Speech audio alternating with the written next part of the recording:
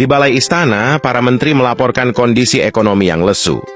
Banyak anak-anak di Baghdad yang terlihat lemas dan kurang gizi karena kelaparan, yang berdampak pada menurunnya semangat belajar mereka di sekolah-sekolah dasar. Aku ingin semua anak di negeri ini cerdas dan kuat. Mulai besok, kita jalankan program makan bergizi gratis.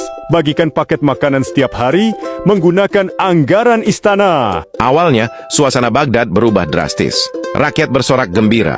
Setiap pagi, gerobak istana datang membagikan nasi, daging, dan susu. Anak-anak makan dengan lahap dan suasana menjadi damai. Namun, setelah beberapa bulan, kelancaran itu mulai goyah. Raja mulai mendengar desas-desus tidak sedap dari pasar hingga ke pelosok desa tentang kualitas makanan yang menurun. Seorang ibu datang ke istana sambil membawa makanan itu. Baginda, nasi yang sampai ke rumah kami sudah berbau dan sayurnya sudah layu. Anak hamba malah jadi sakit perut. Keluhnya dengan nada sedih. Di tempat lain, warga mengeluh karena jatah daging yang seharusnya besar kini hanya seukuran ibu jari. Rupanya, ada oknum petugas dapur istana yang diam-diam memotong porsi untuk dijual kembali. Menteri Keuangan melaporkan adanya selisih anggaran yang besar. Banyak oknum yang menggelembungkan harga bahan baku, sehingga kualitas makanan yang sampai ke rakyat menjadi sangat rendah. Abu Nawas, niatku mulia.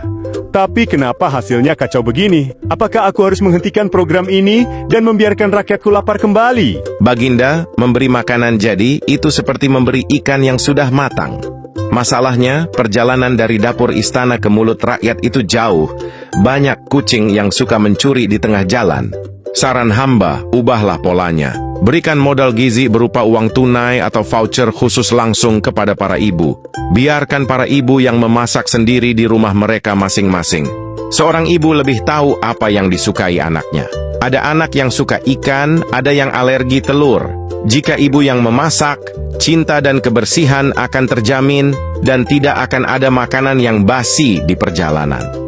Abu Nawas juga mengusulkan sistem pengawasan yang ketat. Setiap langkah dipantau dan dicatat secara rapi.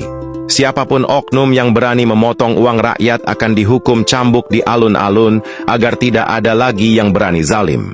Raja menyetujui usul itu. Ekonomi pasar lokal pun langsung berputar karena para ibu membeli bahan makanan langsung dari pasar. Anak-anak kembali sehat karena memakan masakan rumah yang segar dan bergizi. Program versi baru ini terbukti lebih awet dan berkelanjutan. Baghdad menjadi negeri yang kuat karena rakyatnya berdaya, ibu-ibunya cerdas mengelola keuangan, dan anak-anaknya tumbuh cerdas tanpa ada anggaran yang bocor. Abu Nawas berpesan, niat baik saja tidak cukup tanpa sistem yang tepat. Memberdayakan unit terkecil masyarakat seringkali lebih efektif daripada pengelolaan terpusat yang rawan kebocoran. Kepercayaan yang diberikan kepada rakyat dengan pengawasan yang tegas adalah kunci kemakmuran yang abadi.